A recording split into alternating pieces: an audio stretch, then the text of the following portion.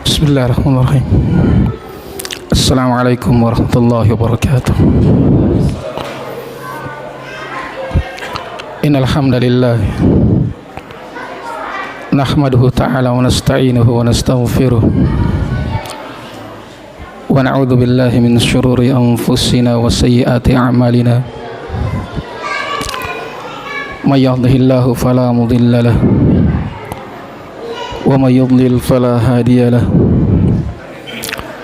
Wa asyhadu an la ilaha illallah wahdahu la syarika lahu wa asyhadu anna Muhammadan abduhu wa rasuluh. Ya ayyuhalladzina amanu taqullaha haqqa tuqatih wa la tamutunna illa wa antum muslimun. Ya ayyuhan nasu taqu rabbakumul ladzi khalaqakum min nafsin wahidah wa khalaqa minha zawjaha wa batha minhuma rijalan katsiran wa nisaa. Wattaqullaha alladzi tasaaluna bihi wal arham innallaha kana 'alaykum raqiba. Ya ayyuhalladzina amanu taqullaha wa qulu qawlan sadida yuslih lakum a'malakum wa yaghfir lakum dhunubakum wa may yuti'illaha wa rasulahu faqad faza fawzan 'azima. Amma ba'd, fa inna asdaqal kalami kalamullahi 'azza wa jalla wa khairal huda huda nabiyyina Muhammadin sallallahu alaihi wa ala alihi wasallam. Syarrul umuri muhdatsatuha fa inna kulla muhdatsatin bid'ah wa kulla bid'atin dhalalah wa kulla dhalalatin finnar. Jamaah salat Isya yang dimuliakan oleh Allah Subhanahu wa taala.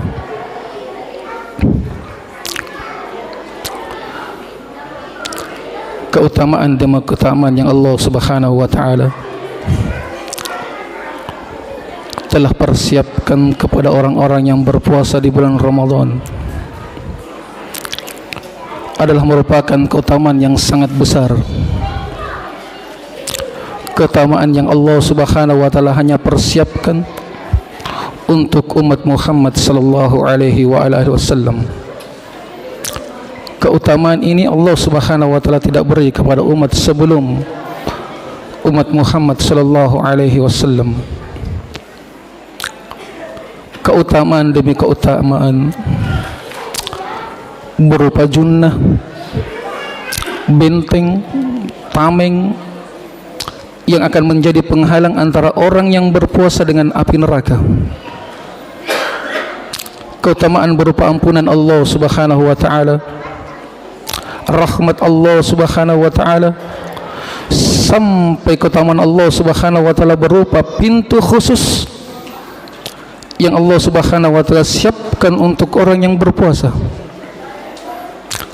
Kalau kita memperhatikan semua keutamaan itu yang Rasulullah SAW telah paparkan, yang Rasulullah SAW telah uraikan, yang Nabi SAW telah sebutkan, maka seluruh keutamaan itu akan kembali kepada satu hadits, akan berujung kepada satu hadits. Sebuah hadits yang diriwayatkan oleh Imam Muslim dari sahabat Abi Hurairah radhiyallahu taala anhu. Rasulullah sallallahu alaihi wa ala alihi wasallam menyatakan, kata beliau, lis-shaimi farhatan, farhatun 'inda fitri wa farhatun 'inda riqa'i rabbih.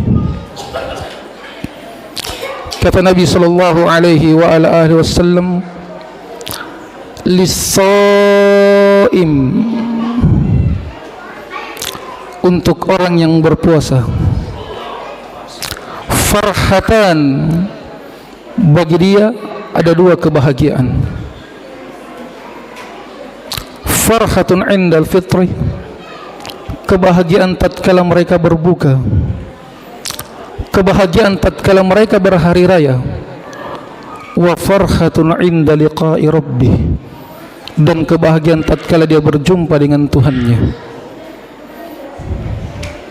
Rasulullah sallallahu alaihi wasallam menyatakan untuk orang yang berpuasa bagi mereka dua kebahagiaan.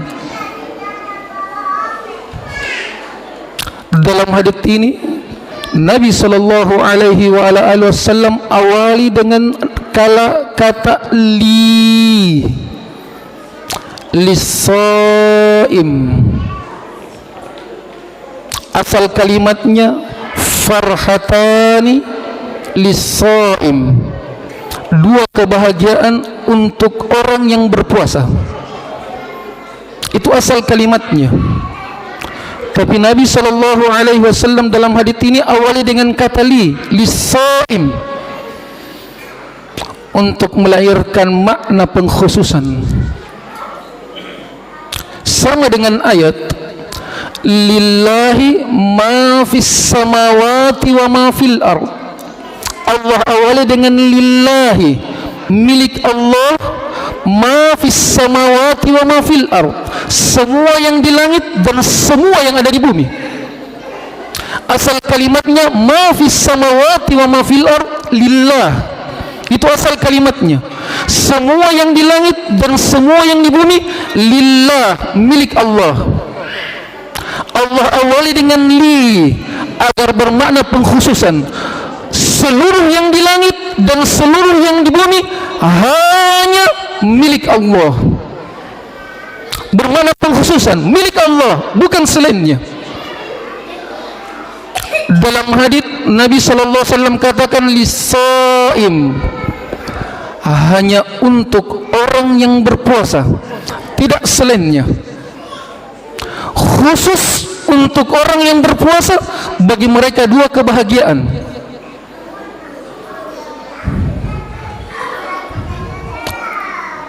Kenapa sampai dikatakan mendapatkan kebahagiaan? Sebab dengan puasanya dia telah meraih ampunan Allah Subhanahu wa taala. Dengan puasanya, puasa ini telah menjadi tameng antara dirinya dengan api neraka. Yang dengan sebab itu, dengan sebab dia telah mendapatkan seluruh apa yang Allah Subhanahu wa taala telah janjikan melalui lisan Rasulnya, maka dia pun merasakan kebahagiaan. Dan kebahagiaan ini jamaah, kata Rasulullah SAW, lisaim, khusus untuk orang yang berpuasa. Tidak semua orang yang bersahur itu berpuasa. Tidak semua orang yang menyatakan dirinya berpuasa itu berpuasa. Tidak semua orang yang berbuka itu berpuasa. Sebab Nabi sallallahu alaihi wasallam telah menyatakan, rubba shaimin haddahu lis-siyami al-atash wal ju'. Berapa banyak orang yang berpuasa, tidak ada yang dia dapatkan kecuali hanyalah rasa lapar dan dahaga. Tidak ada yang dia dapatkan berupa apa yang Allah Subhanahu wa taala telah janjikan melalui lisan Nabi-Nya sallallahu alaihi wasallam. Karena itu Allah Subhanahu wa taala tegaskan di dalam Al-Qur'an. Allah katakan, qul hal nunabbikum bi akhsarina a'mala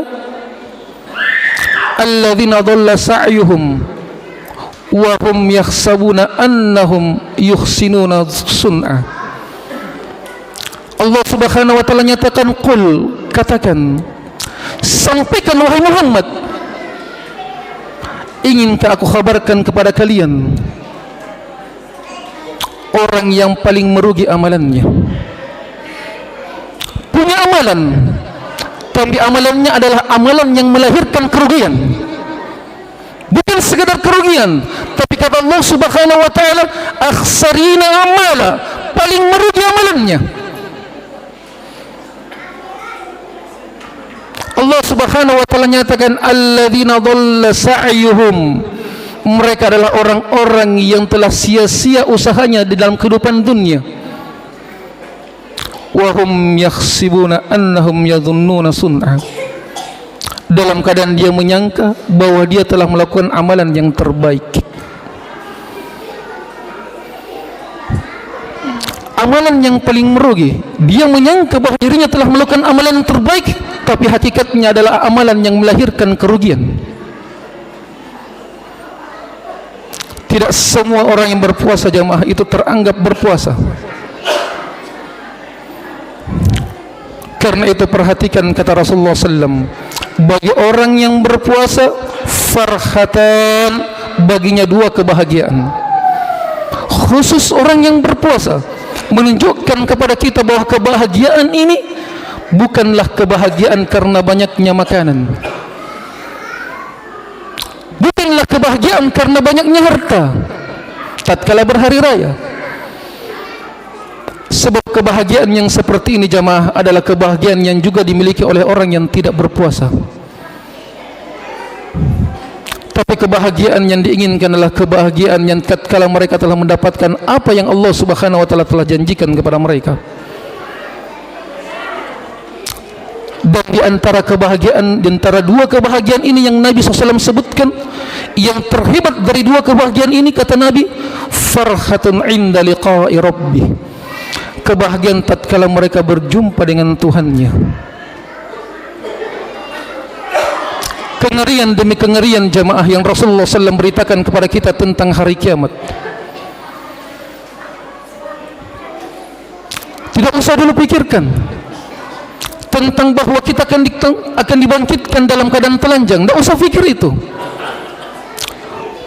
Pikirkan jamaah, hari kiamat Allah Subhanahu wa taala akan datangkan api neraka, akan datangkan neraka dalam keadaan terikat dengan 70.000 rantai. Satu rantai ada 70.000 malaikat yang akan menariknya. Malaikat yang Nabi SAW memberitakan perjalanan antara daun telinganya sampai ke pundaknya, perjalanan 50.000 tahun. Semut kalau dia berjalan tidak sampai sejam sampai. Bagaimana besarnya itu? Dihadapkan di depannya. Kengerian ini di padang mahsyar. Tapi bersamaan dengan kengerian itu, apa ucapan orang-orang yang berdiri di padang mahsyar? Dia minta apa? Segerakan perhitungan, segerakan perhitungan. Padahal dia sudah tahu ada siksaan di hadapannya. Dia sudah tahu ada siksaan di depannya, tapi bersamaan dia tetap meminta, segerakan, segerakan, menunjukkan hebatnya siksaan yang mereka rasakan di padang mahsyar. Tapi bersamaan dengan kengerian itu, Rasulullah SAW beritakan ada di antara mereka orang-orang yang berbahagia. Yang berbahagia kata Rasulullah SAW adalah orang-orang yang berpuasa. Perhatikan ayat jamaah yang Allah Subhanahu wa taala beritakan kepada kita. Kata Allah Subhanahu wa taala, "Faman kana yarju liqa'a rabbih falyamal amalan salihan wa la yusyrik bi'ibadati rabbih ahada." Allah katakan, "Faman kana yarju liqa'a rabbih", maka siapapun yang mengharapkan perjumpaan dengan Tuhannya.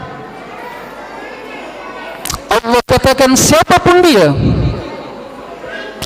kalau dia mengharapkan perjumpaan dengan Allah, menunjukkan bahwa mereka ini adalah orang-orang yang meraih kebahagiaan tatkala berjumpa dengan Allah Subhanahu wa taala. Siapapun dia,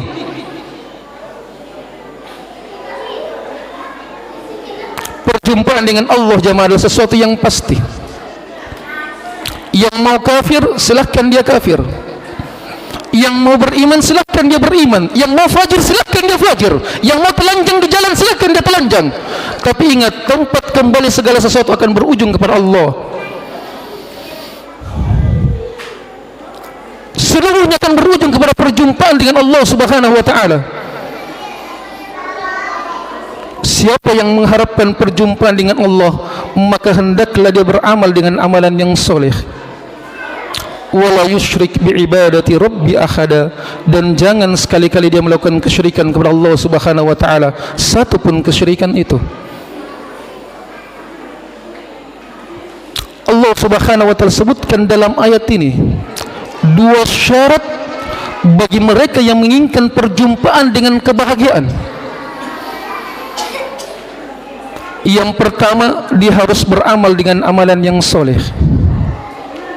Bukan sekadar amalan, tapi amalan yang diinginkan adalah amalan yang soleh, bukan amalan yang banyak.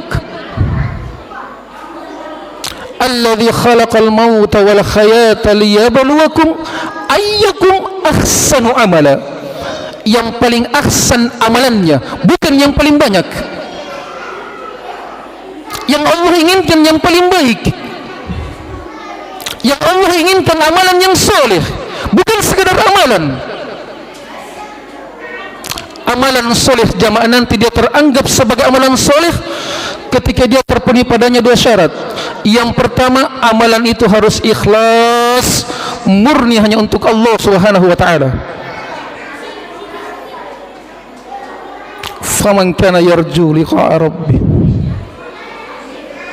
Allah Subhanahu wa taala nyatakan dalam ayat yang lain, "Wa man kana yuridul hayatad dunya wa zinataha nuwaffi ilaihim a'malahum wa hum fiha la yubkhasun." Siapa yang menginginkan kehidupan dunia, dengan amalannya dia inginkan kehidupan dunia. Wa zinataha, dengan amalannya diinginkan dunia dan seluruh perhiasannya. Allah katakan kami akan beri apa yang dia inginkan tanpa dikurangi, tanpa dirugikan. Tapi Allah katakan ulaika, mereka itulah yang tidak ada bagian mereka di akhirat kecuali hanyalah neraka. Amalan harus murni karena Allah jamaah. Allah Subhanahu wa taala telah menyatakan wa ma umiru. Lihat kalimatnya, wa ma umiru, mereka tidak diperintah illa kecuali. Perhatikan susunan kalimatnya. Susunan kalimatnya Allah awali dengan penafian. Tidak ada itu perintah, kemudian disusul dengan illa kecuali. Susunan kalimat yang seperti ini dia akan bermakna pengkhususan. Sama dalam bahasa Indonesia, kalau kita bilang tidak ada penafian, tidak ada orang di rumah kecuali Muhammad. Tidak ada orang di rumah kecuali Muhammad, menunjukkan bahwa khusus Muhammad sendiri yang ada dalam rumah, tidak ada selainnya. Ini ayat susunannya diawali dengan penafian. Tidaklah mereka perintah. Tidak ada itu perintah kecuali hanya satu, liya'budullaha mukhlishina lahuddin, agar mereka beribadah kepada Allah dengan memurnikan ibadah hanya kepada Allah Subhanahu wa taala.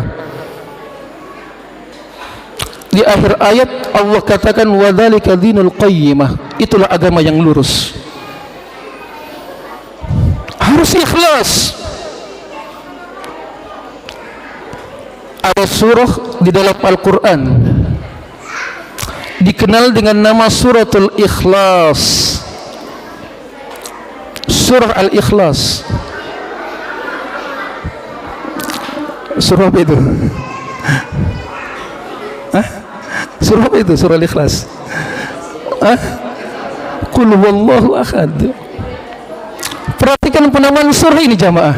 Dikenal dengan nama surah Al-Ikhlas. Di mana keikhlasannya?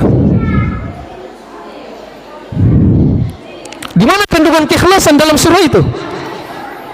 Sehingga dinamakan surah Al-Ikhlas. Ikhlas ini jamaah bukan bahasa Indonesia.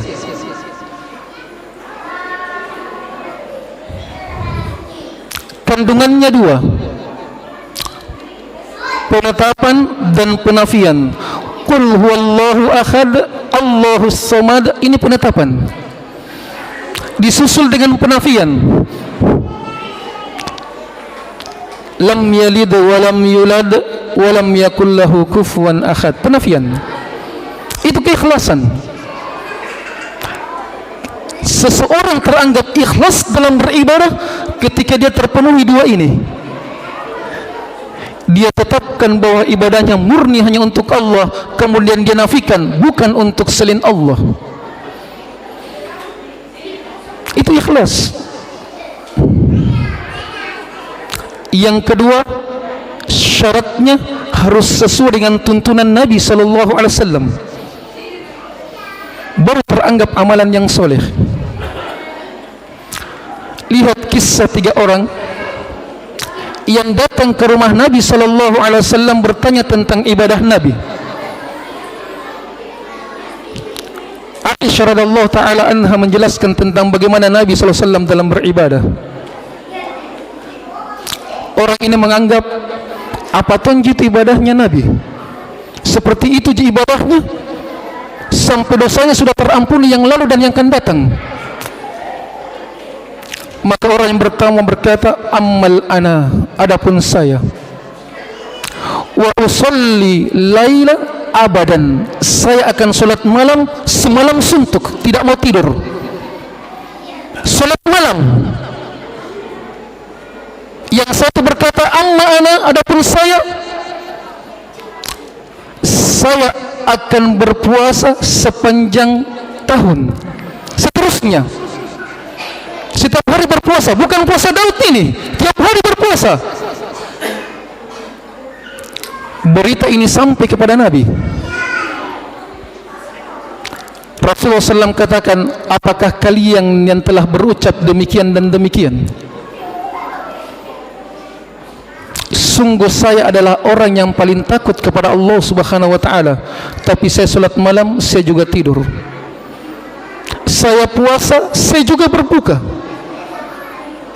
Kemudian Nabi SAW perhatikan ucapan Nabi, kata beliau, faman raghiba an sunnati falaysa minni, siapa yang membenci, Nabi katakan membenci sunnahku, maka bukan bagianku. Nabi katakan membenci, padahal apa yang akan dilakukan orang ini? Apa yang diperbuat? Salat jamaah, salat malam, ibadah besar, puasa, sampai Allah Subhanahu wa taala persiapkan satu pintu surga untuk orang yang berpuasa.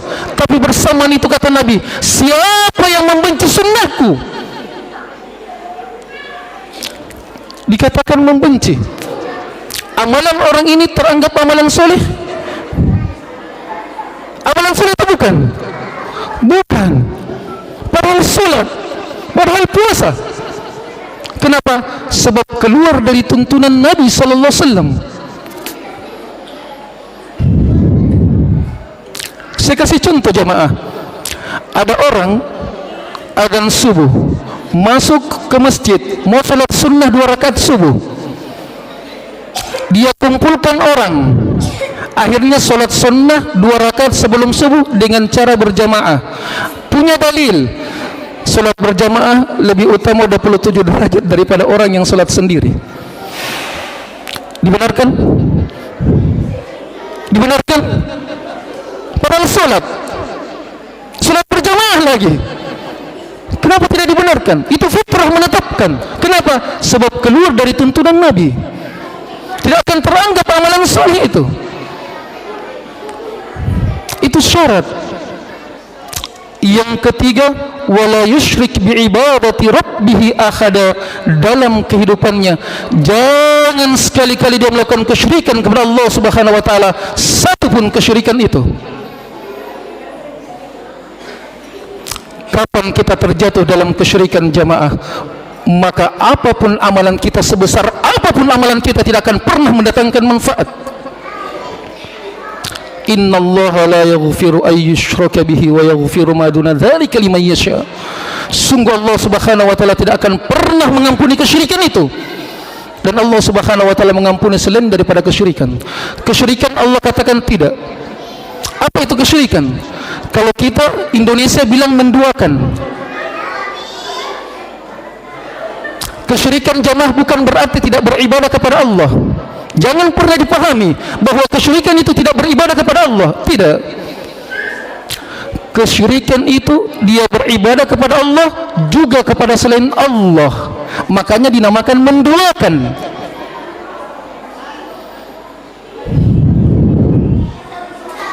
Walaqad uhiya ilaiki. Perhatikan pernyataan Allah.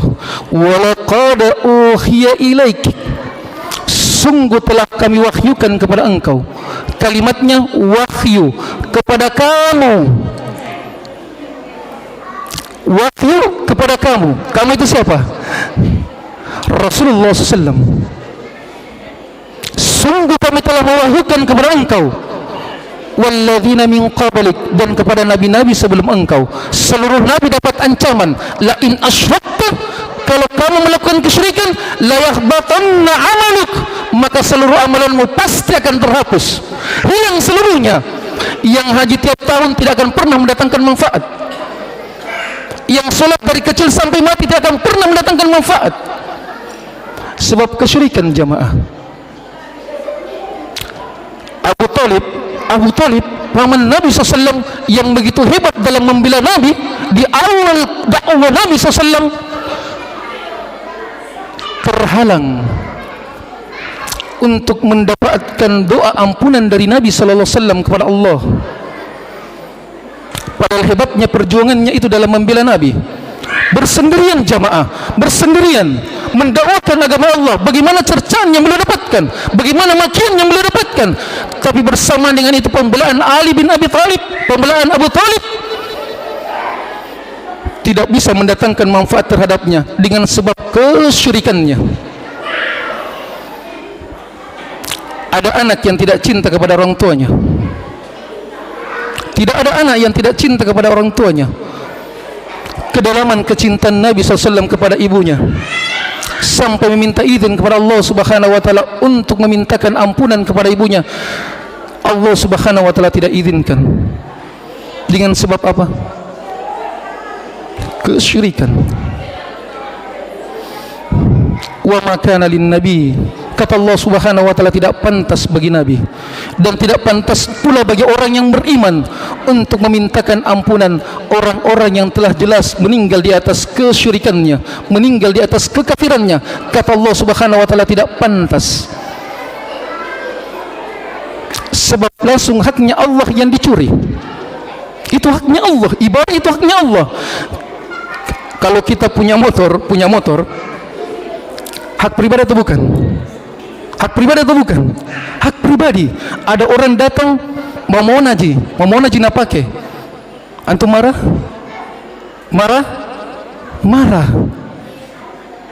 Istri hak pribadi. Ada orang tiba-tiba mau naji, marah? Apalagi kalau dia haknya Allah, diserahkan kepada selain Allah Subhanahu wa taala. Dua kebahagiaan ini jamaah hanyalah mampu diperoleh oleh orang-orang yang berpuasa, dan Allah Subhanahu wa taala telah beritakan kepada kita bahwa orang yang diterima ibadahnya adalah orang yang memenuhi syarat. Amalannya harus amalan soleh, ikhlas, sesuai dengan tuntunan Nabi SAW. Yang kedua, dia tidak pernah melakukan kesyirikan kepada Allah Subhanahu wa taala, satupun kesyirikan itu. Semoga apa yang kami sampaikan bisa mendatangkan manfaat terkhusus terhadap diri kami, dan semoga Allah Subhanahu wa taala mengumpulkan kita dan seluruh keluarga kita di dalam surga.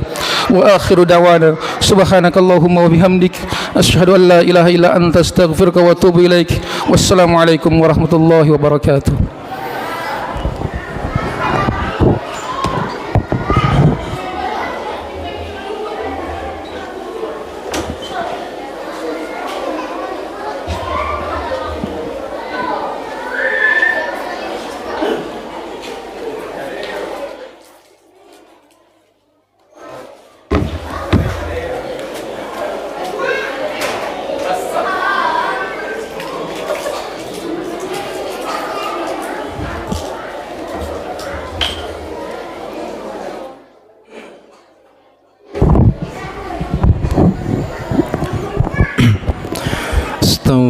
Istaqimu wa'tadilu, sawu sufufakum, lurus dan rapatkan saf, isi saf-saf yang masih kosong.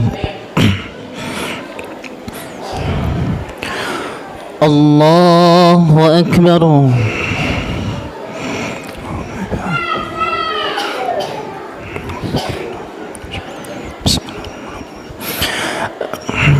Alhamdulillahi Rabbil Alamin, Ar-Rahmanir Rahim, Maliki Yawmiddin.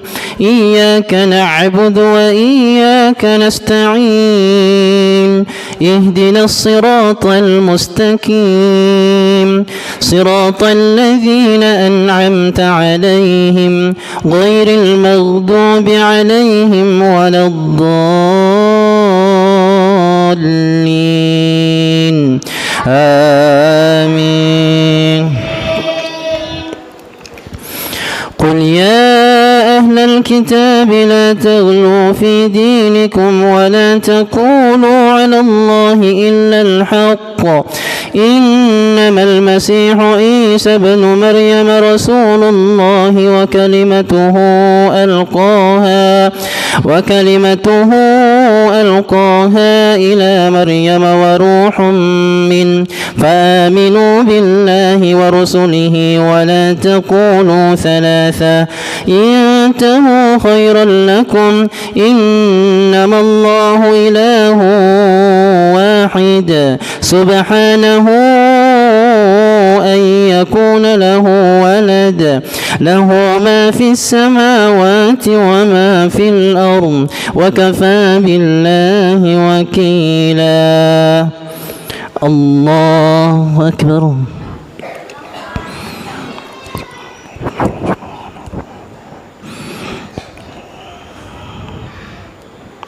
سمع الله لمن حمده.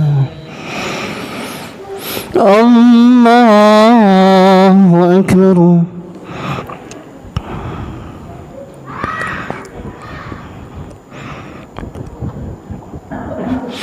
الله أكبر.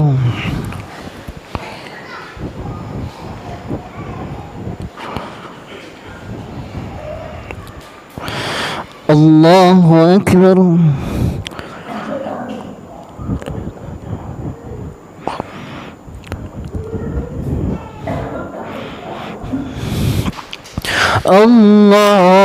الله أكبر.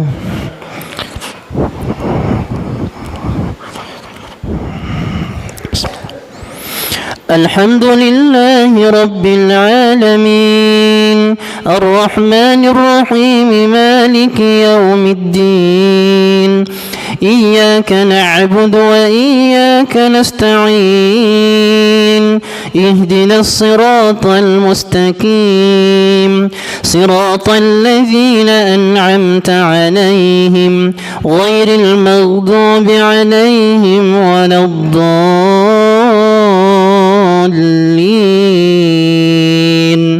آمين.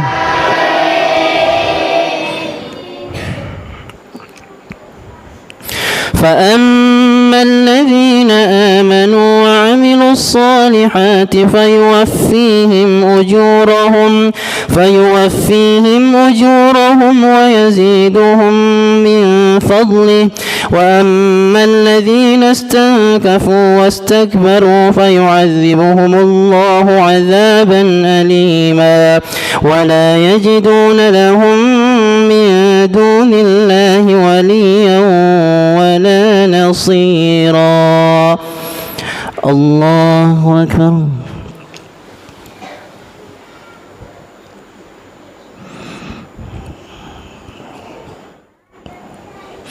سمع الله لمن حمده.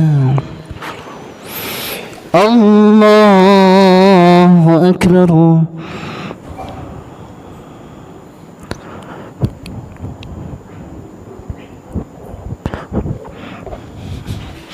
الله أكبر.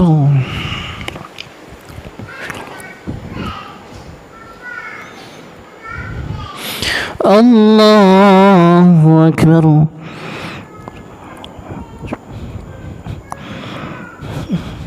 الله أكبر. التحيات المباركات الطيبات النبي الله وبركاته السلام عليكم عباد الله الصالحين أشهد أن لا إله إلا الله وأن محمدا رسول الله صلى الله عليه محمد صلى الله عليه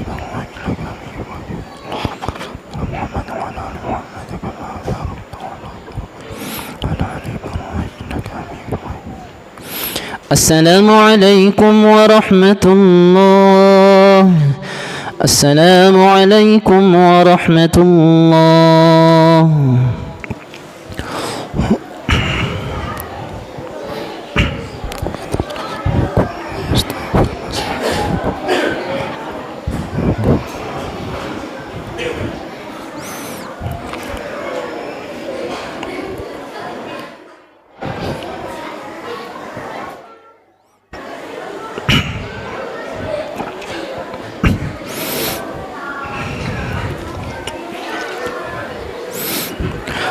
الله أكبر.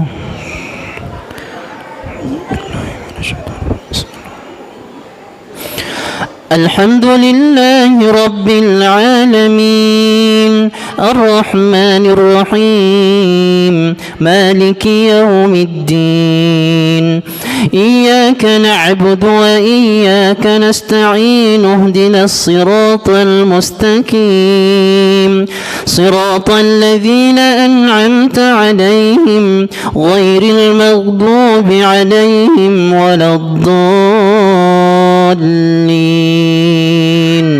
آمين.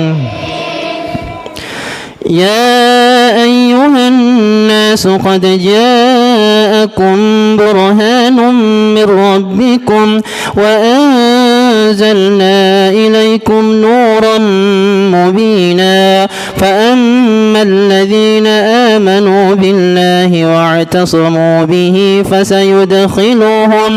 فسيدخلهم في رحمة منه وفضل ويهديهم إليه صراطا مستقيما. الله أكبر.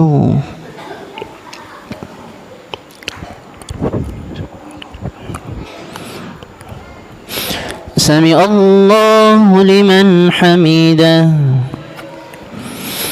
الله أكبر.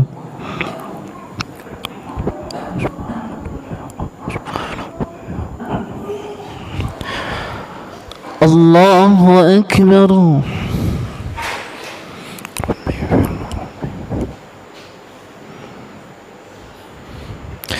الله أكبر.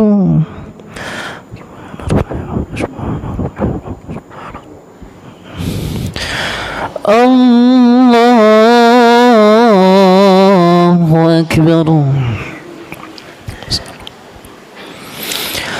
الحمد لله رب العالمين الرحمن الرحيم مالك يوم الدين إياك نعبد وإياك نستعين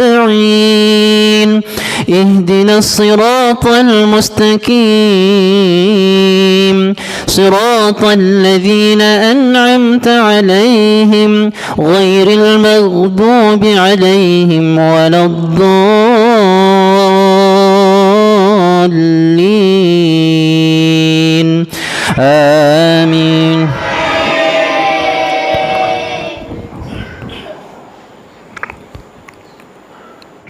يستفتونك قل الله يفتيكم في الكلالة إن امرؤ هلك ليس له ولد وله أخت فلها نصف ما ترك وهو يرثها إن لم يكن لها ولد فإن كانت اثنتين فلهما الثلثان مما ترك وإن كانوا إخوة رجالا ونساء فللذكر مثل حظ الأنثيين يبين الله لكم أن تضلوا والله بكل شيء عليم.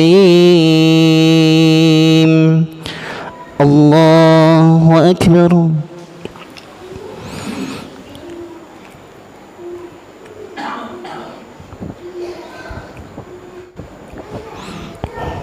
سمع الله لمن حمده.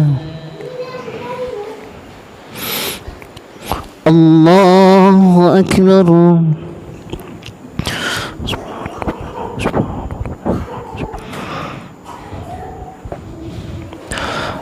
الله أكبر.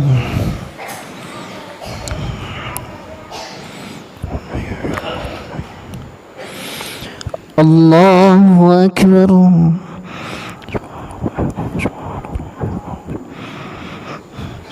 الله أكبر. تحيات المباركات الصلوات السلام عليك أيها النبي والسلام علينا وعلى عباد الله الصالحين أشهد أن لا إله إلا الله وأشهد أن محمدا رسول الله صلى الله عليه وسلم محمد كما صليت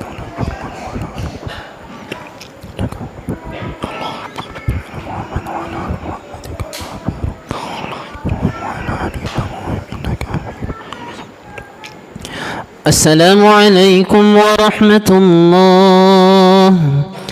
السلام عليكم ورحمة الله.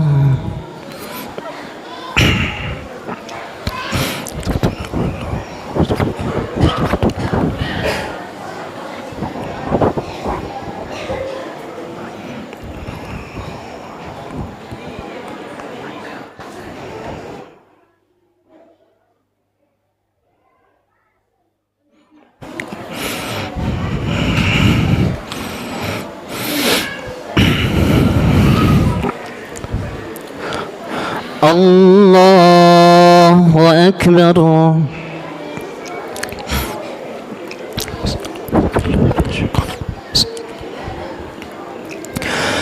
الحمد لله رب العالمين الرحمن الرحيم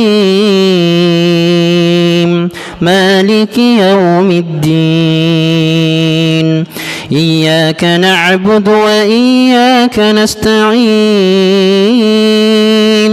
اهدنا الصراط المستقيم صراط الذين أنعمت عليهم غير المغضوب عليهم ولا الضالين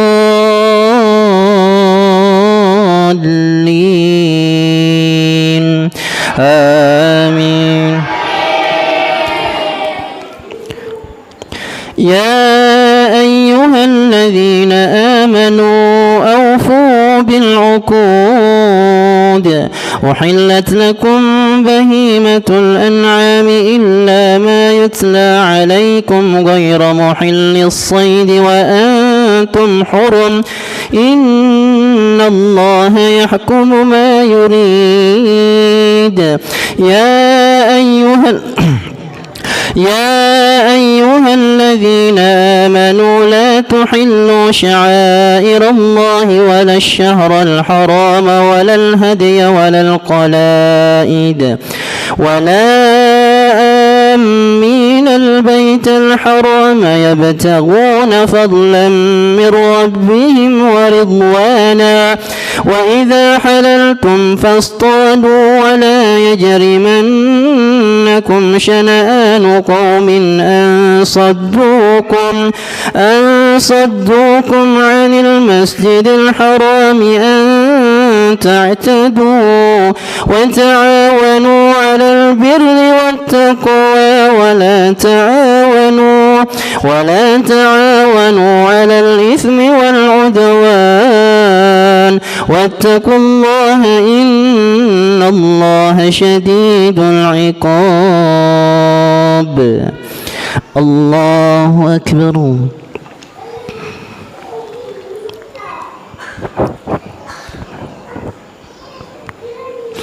سمع الله لمن حمده. الله أكبر.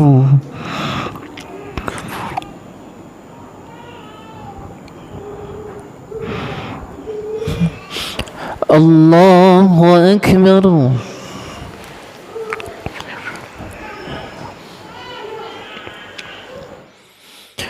الله أكبر.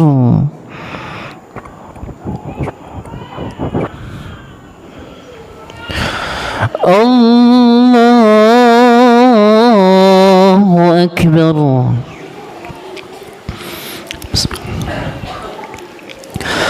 الحمد لله رب العالمين الرحمن الرحيم مالك يوم الدين إياك نعبد وإياك نستعين اهدنا الصراط المستقيم صراط الذين أنعمت عليهم غير المغضوب عليهم ولا الضالين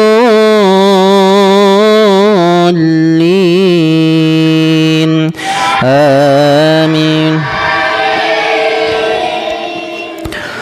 حرمت عليكم الميتة والدم ولحم الخنزير وما أهل لغير الله به والمنخنقة والموقوذة والمتردية والنطيحة وما أكل السبع إلا ما ذكيتم وما ذبح على النصب وأن تستقسموا بالأزلام ذلكم فسق. اليوم يئس الذين كفروا من دينكم فلا تخشوهم واخشون اليوم أكملت لكم دينكم وأتممت عليكم نعمتي ورضيت لكم الإسلام دينا فمن اضطر في مخمصة غير متجانف لإثم فإن الله غفور رحيم. الله أكبر.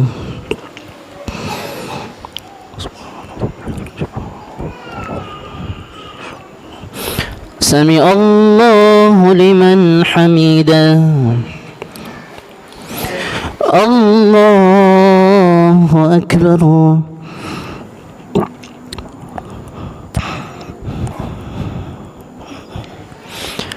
الله أكبر.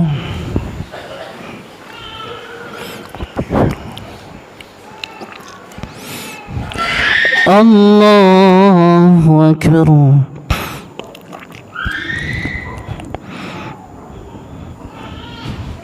الله أكبر.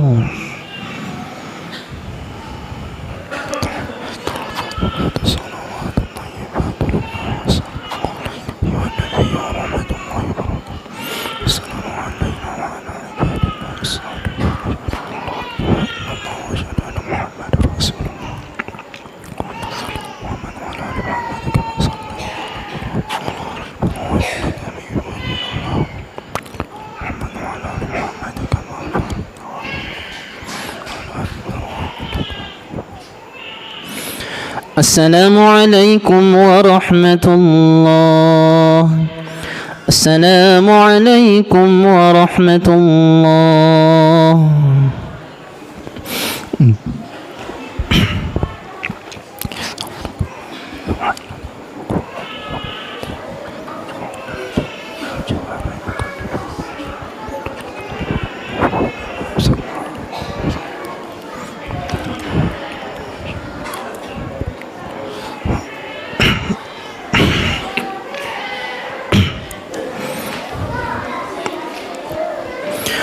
الله أكبر.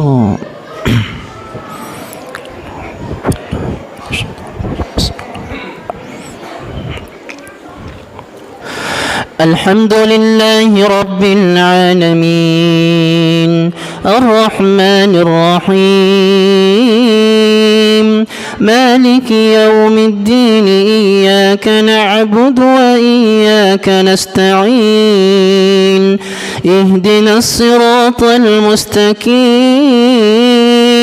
صراط الذين أنعمت عليهم غير المغضوب عليهم ولا الضالين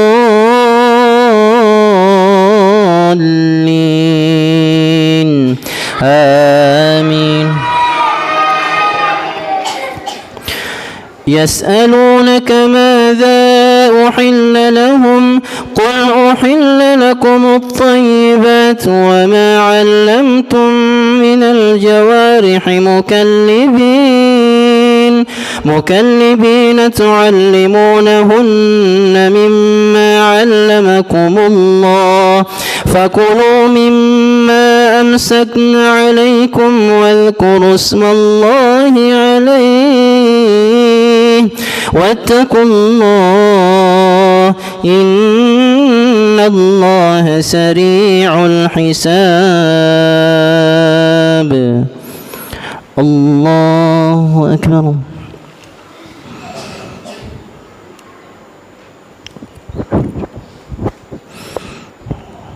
سمع الله لمن حمده. الله أكبر.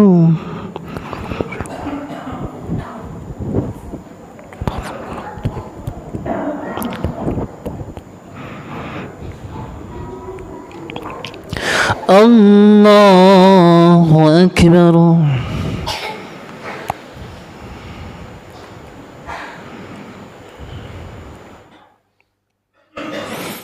الله أكبر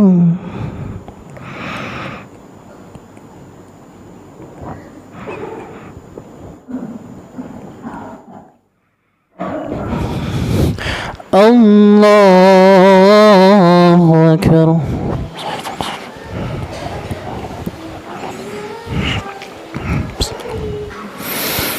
الحمد لله رب العالمين الرحمن الرحيم مالك يوم الدين إياك نعبد وإياك نستعين اهدنا الصراط المستقيم صراط الذين أنعمت عليهم غير المغضوب عليهم ولا الضالين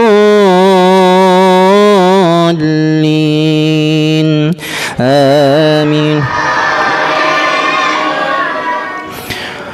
اليوم أحل لكم الطيبات وطعامكم حل لهم وطعامهم حل لكم والمحصنات من المؤمنات والمحصنات من الذين أوتوا الكتاب من قبلكم إذا آتيتموهن أجورهن محسنين غير مسافحين ولا متخذي أخدان ومن يكفر بالإيمان فقد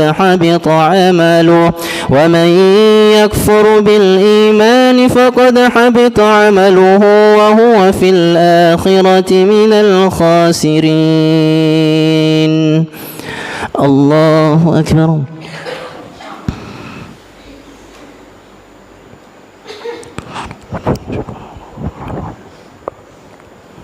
سمع الله لمن حمده.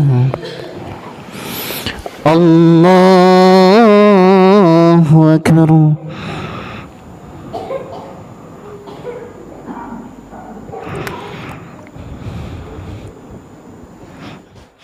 الله أكبر.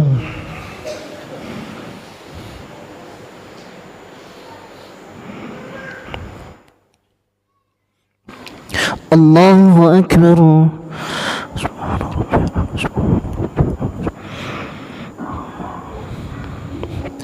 الله أكبر. التحيات الباركات الصلوات الطيبات لله صلى الله عليه وسلم ورحمة الله وبركاته السلام على الله الصالحين أشهد أن محمد رسول الله صلى الله عليه وسلم كما صليت على إبراهيم إنك حميد مجيد وعلى آل محمد كما باركت على وعلى آل إبراهيم إنك حميد مجيد. السلام عليكم ورحمة الله. السلام عليكم ورحمة الله.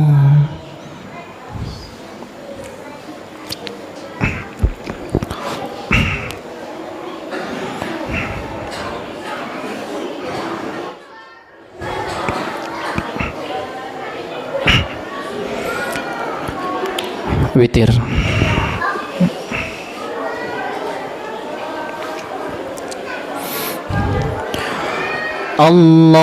الله أكبر.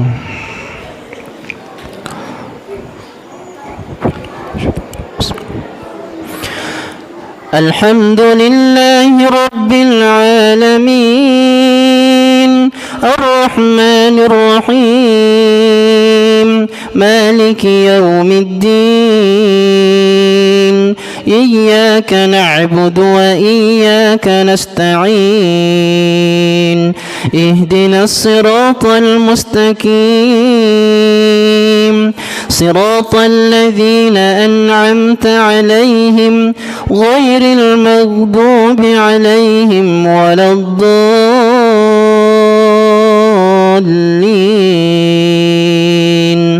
آمين.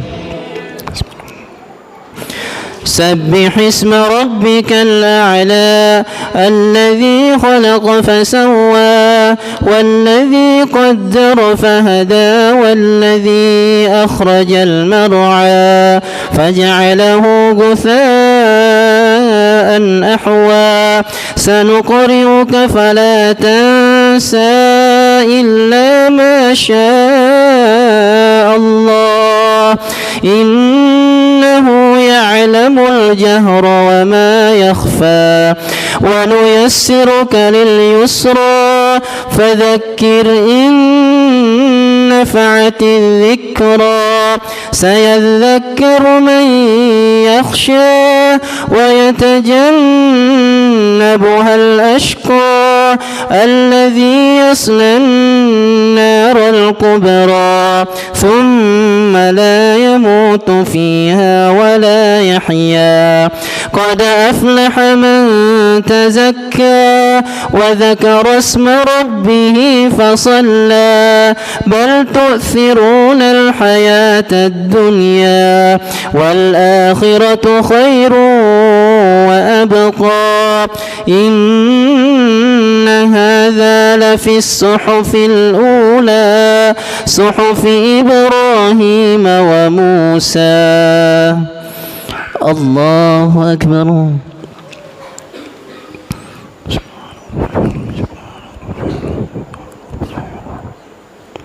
سمع الله لمن حمده. الله أكبر.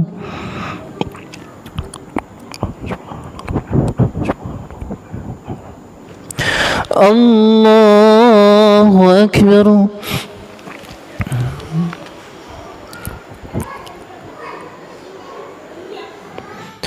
الله أكبر.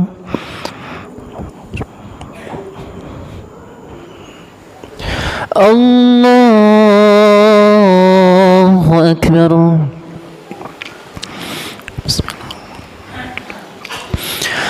الحمد لله رب العالمين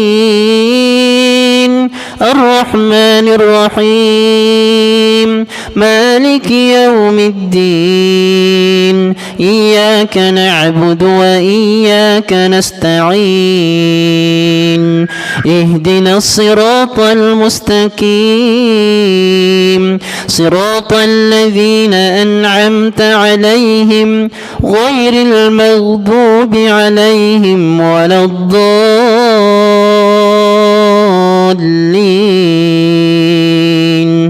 آمين. قل يا أيها الكافرون لا أعبد ما تعبدون ولا أنتم عابدون ما أعبد ولا أنا عابد ما عبدتم ولا أنتم عابدون ما أعبد لكم دينكم ولي دين. الله أكبر.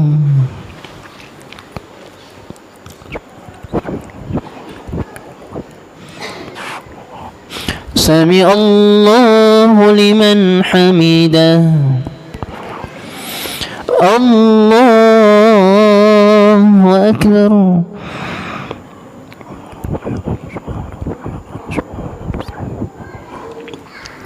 الله أكبر.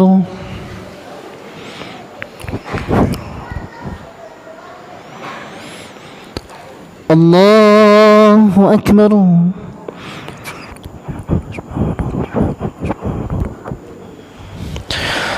الله أكبر.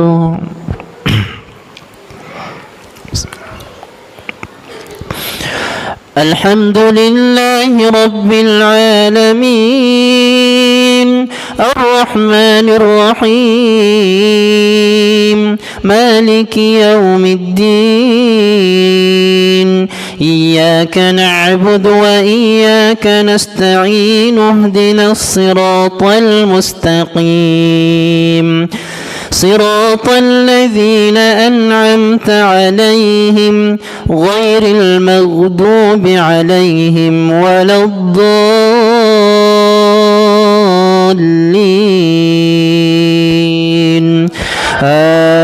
آمين.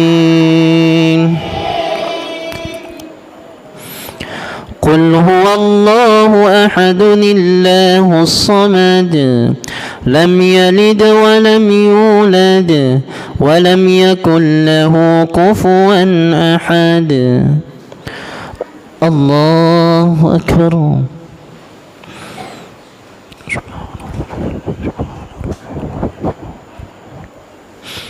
سمع الله لمن حمده. الله أكبر.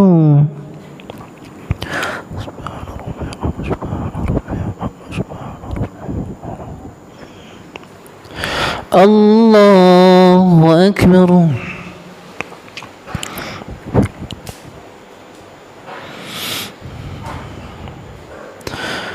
الله أكبر.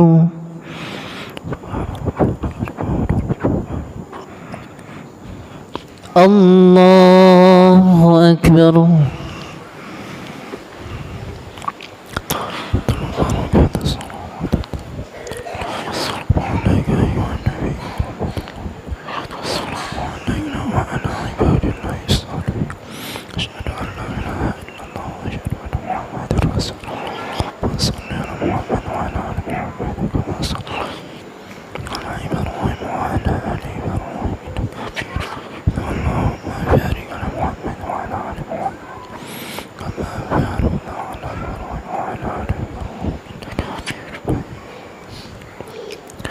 السلام عليكم ورحمة الله. السلام عليكم ورحمة الله.